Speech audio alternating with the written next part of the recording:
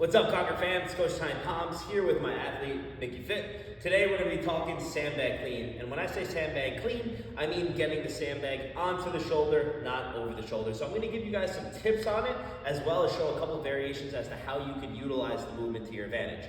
So, first thing we're going to show is just the traditional sandbag clean, which looks like this.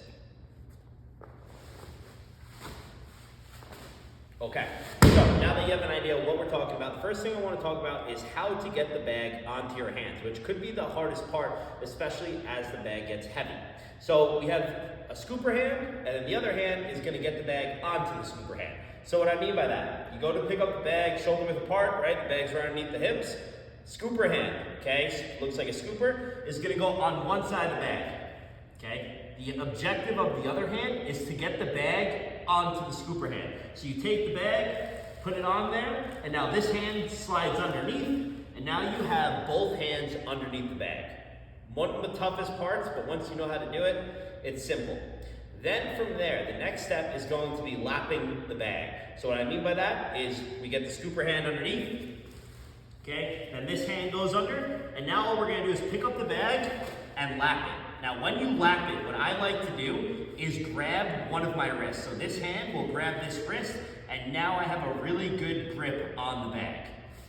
Okay, now I'm gonna have Nikki demo. So from that position, the objective is to get the bag onto the shoulder. So what we wanna ensure that we do is when we lap the bag, we wanna load the hips and hamstrings. So how we're gonna do that is we're gonna push the hips and butt back, which is gonna load all this. And now from this position, what we're going to focus on doing is utilizing the hips by driving upwards and getting the bag onto the shoulder.